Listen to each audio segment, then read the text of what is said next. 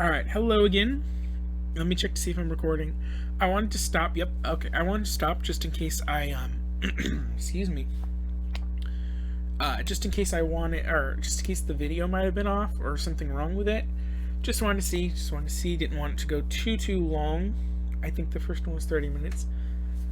I also wanted to, I realized that I kind of have like a nose sniffle thing going on where I'm like, you know, so just forgive that. Hopefully it's not too loud. Speaking of too loud, I felt like the mic was kind of quiet this last time, so I turned it up just a little bit. It is kind of far away from me, or it has some distance between us. So, we'll see how that goes. Okay, so we were at 3:57. So, at last, though too soon for your taste, the time has come to leave Cair Paravel to board the ship. King Fabian leads the colorful procession down to the docks with you, and Chikamik at his side. Lorden has already returned to the ship, which is as neat as a pin and ready to sail. So maybe it's just really tidy. When you arrive at the waterside, standing on the quay, you admire the vessel. If only you didn't have to brave the sea behind her proud planks.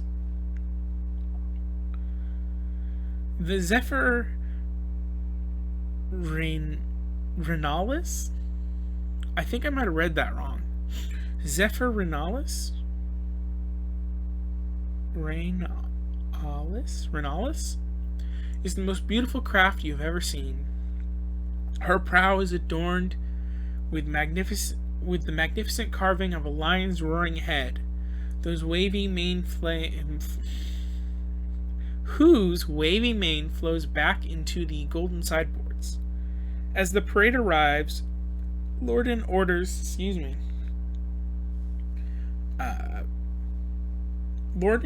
the raising of the mainsail. The sight is inspiring as well as imposing. Wow, this one's been rough for me. A vast sheet of dark blue. The sail bears a fine depiction of Aslan's stern face. His mouth is rounded, as though he were filling the sail with wind himself. Wow, we're getting some wind power from Aslan. I'm down. Scroll up. You're admiring the grandeur of it all. When Fabian turns to you with a bravely sad look and says, "This is where we say goodbye, my friend. On behalf of Narnia, I wish you all the best in your uncertain future. May Aslan return you to our shores very soon. Very, very soon." A warm handshake is exchanged, followed by a tearful hug. Wow, that's very nice. Then you and Chikamik board the Zephyr Renalis, and the ship pulls away to the sound of rejoicing trumpets. Soon there is nothing of the land to be seen, and you are left alone for the moment, while the crew tends to the operations of the ship. So if you go below, turn to 279. If you stay above, turn to 368. I honestly don't think that he would, the feeling and emotion of it all, and just trying to take in what happens. I feel like he would just stay above and kind of just look out. That's what I would do. So let's see what actually happens. But I think he's going to stay above. So 368.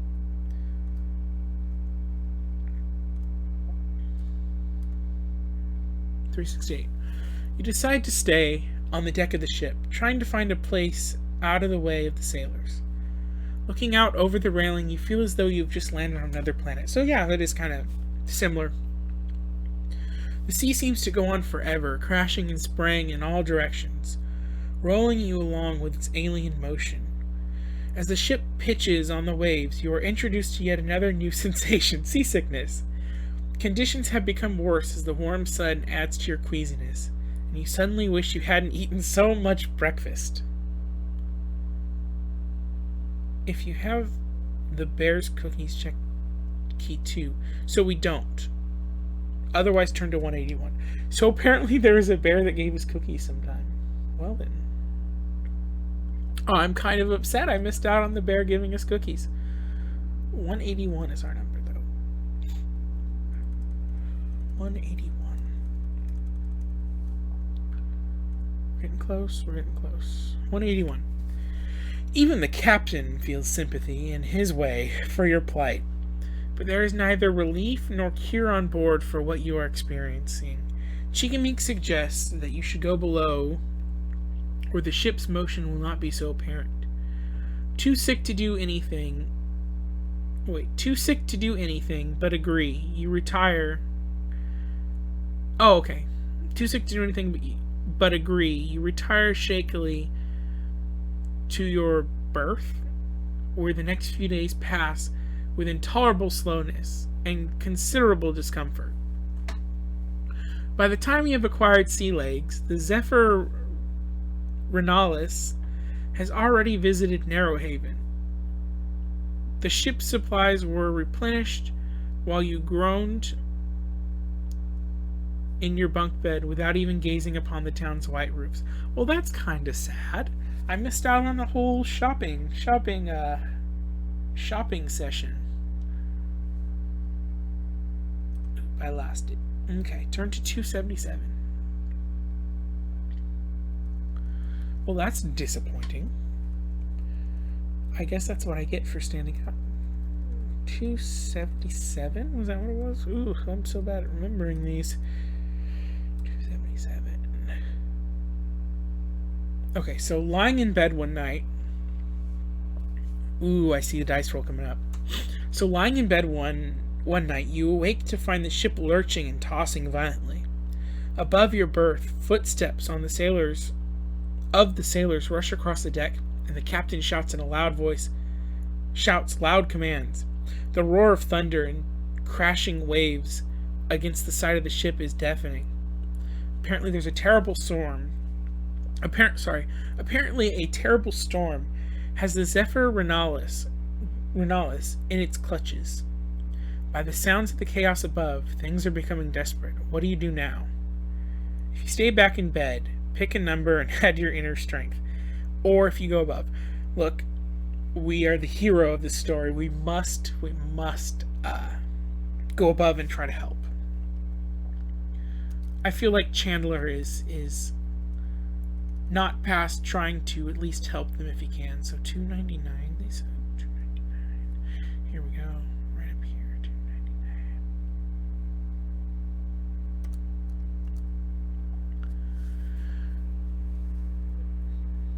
The wind is like the hand of a giant pressing against the hatch as you strive to open it.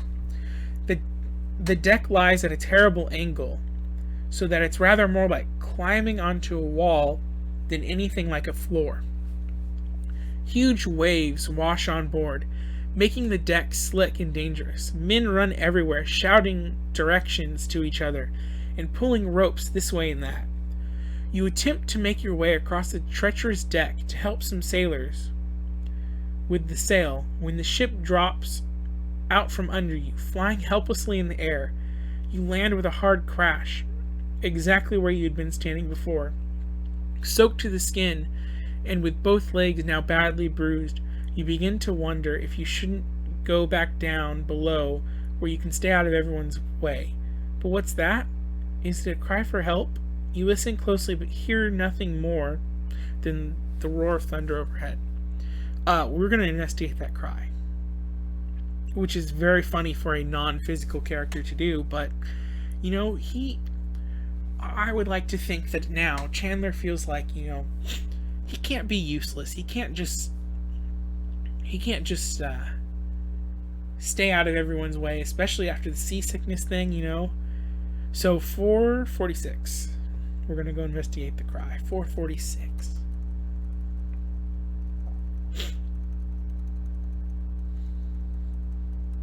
I'm wondering if you can die. So I was given, when I was a child, I was given my dad's old Superman Choose Your Own Adventure book.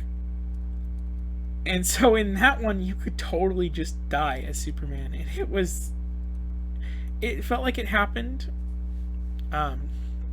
too often that Superman would just die. I think once he got sucked into an arcade game or something ridiculous like that. So anyways, 446. Nobody else seems to have heard the cry for help. And you're the only one who's not busy doing something to save the ship. So you decide to investigate. Grabbing hold of a safety rope that has been strung along the deck, you inch your way towards the bow. Icy water stings your face, and the ship itself seems possessed by some oceanic demon. But you manage to make it to the other end.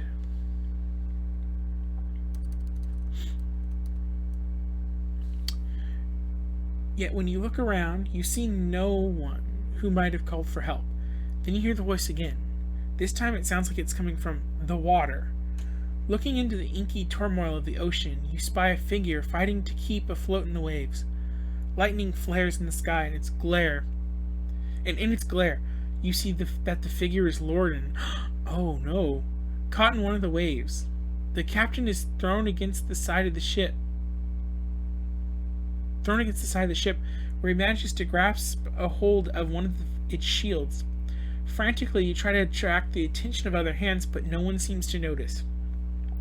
You and Lorden may be washed away at any moment. A rope lies coiled like a wet snake 10 feet away. You do not know if you can get there in time to save the captain, but you think you might be able to reach him from the railing with your own hand.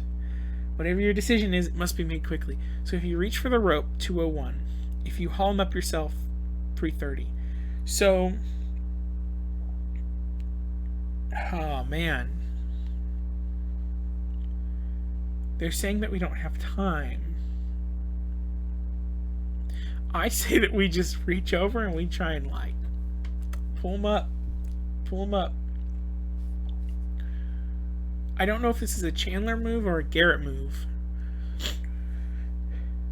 But so 330. We're gonna go to 330.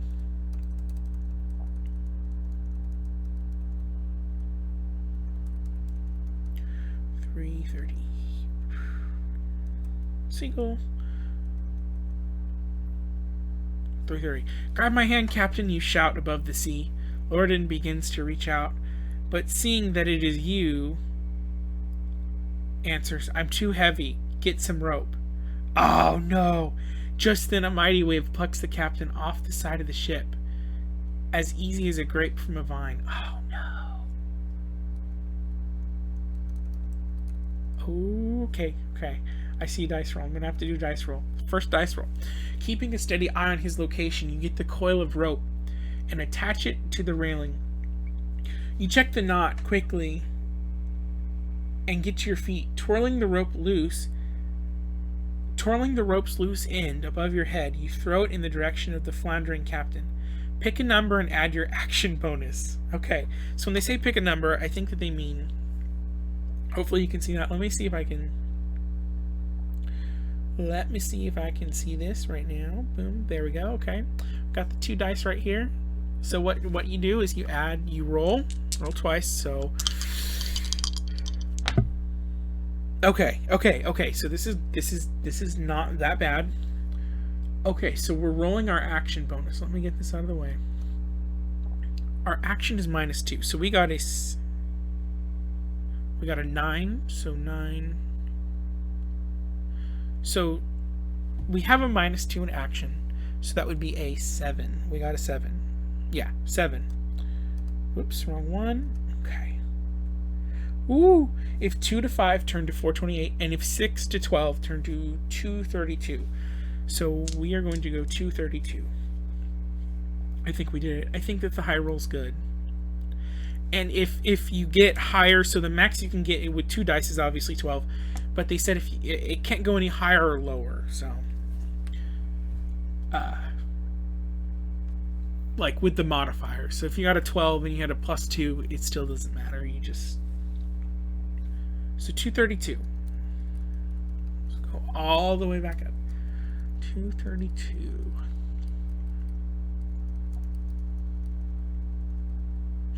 I just completely missed it.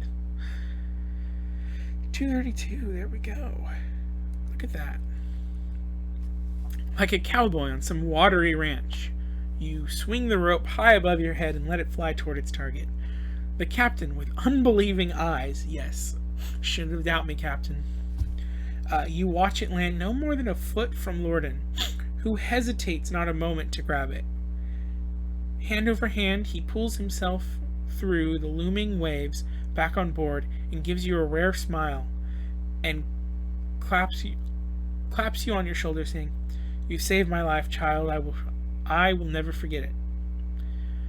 There is no time for more thanks than that. There's no time for more thanks than that. Several more hours of the storm are left to be weathered. In the end, the wind dies, the waters calm, with no one lost to the temper of the sea. Check number 3. Woo! We did it. So number 3 checked. Number 3. Check.